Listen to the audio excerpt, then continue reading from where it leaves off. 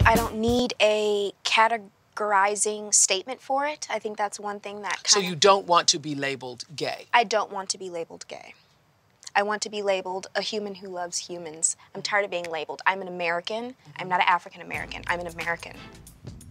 Talk to him, Raven-Symone. I happen to agree with some of the stuff she's saying right there. She also said she doesn't want to be labeled as being black or African American. She doesn't want to be labeled as gay. She doesn't like labels. It's a lot to digest here, but to get it started and have first crack, we're going to welcome in Robert Littal from Black Sports Online.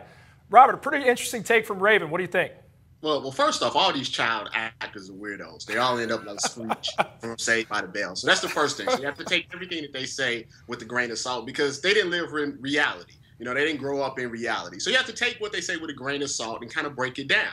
Now, when I break it down, you know, I somewhat agree with her because, you know, my neighbor, you know, who decided to go shirtless all summer, even though he looks about 7 months pregnant, he's a white guy. I don't call him a British American. I call him a white guy down the street that doesn't put a shirt on. So I can understand what she's saying because black people, we're the only ones with the hyphen. They've given us an asterisk, just like Barry Bonds. And I could see why some people would say, hey, you know, yes, our ancestors are from Africa, but I'm American. I was born here. I was born in the States, and we don't call Rocky an Italian American. We don't call, you know, Mexican Americans. They're just Mexicans or Italians or black or white or Puerto Ricans. So I can definitely see her angle with that. But as far as labels, even if you're human, that's still a label.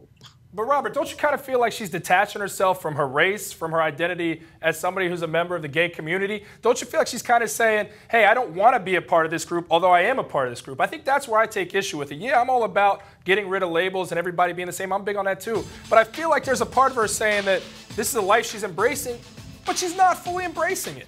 Well, she's rich. And rich people like to detach from a lot of things. So when you have a lot of money, you know, you like Tiger Woods, you know, you make up like, you know, races and stuff, you know. So for her, she just can't be gay like, you know, a regular, average, everyday gay person. She's Raven-Symone, so she has to be human gay, whatever that means. So, you know, I think they are detached from reality. And so they try to make up things to make themselves feel better about whatever choices that they've made. But, you know, if we just say, yes, we're all Americans, we're all humans, we're all supposed to love each other and all of that great stuff. But you can't take away, you know, labels because that's who we are. You know, if you're tall, short, you know, husky or mini husky like me, skinny, black, brown, whatever it is, there's going to be a label to it. So for her just to say, you know, I'm in the matrix, I'm just a bean, you know, doesn't really make any sense. Now, Robert, we all agree, it seems like we all agree that she's a product of her environment. We're three black men up here, and I know how I feel about it. Sure, I know how Jordan feels about it. How do you feel if it's important or not that a black man, whether you grow up rich or poor, be aware that he's actually seen by society as a black man, no matter what he considers himself?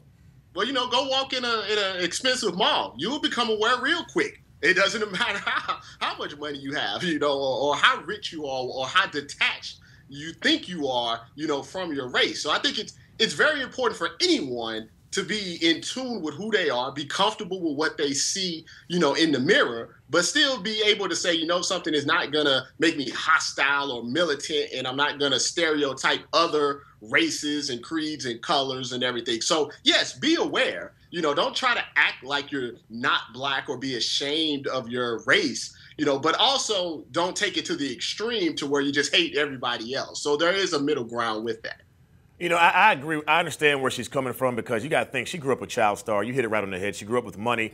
She's been in Hollywood her entire life. She may be a little detached from the reality that we know, but she definitely doesn't speak on the behalf of the majority of people of color living in the United States of America. I don't want anybody watching this and hearing her interview and feel like, oh, all black people feel that way, because definitely we do not feel that way. I know I'm seen as a black man. Charles Barkley, right? You know, or any other, you know, any African-American of prominence, you know, I think a lot of times, you know, white people see someone like Raven-Symone or Charles Barkley or Tiger Woods or Michael Jordan or LeBron James or whatever it is, and whatever they say, all of a sudden that gets placed on all of us.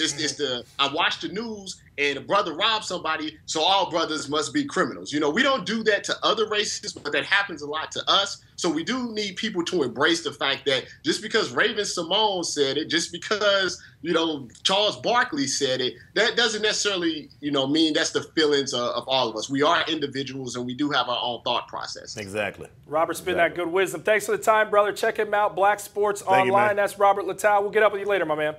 Thank you. Appreciate it. I know you like the coat, even though you didn't mention it. I didn't wear one today, man. You and Jordan I'm trumped riding me. with you. Y'all one up me, man. I'm riding with you. Well, that's Robert Littal.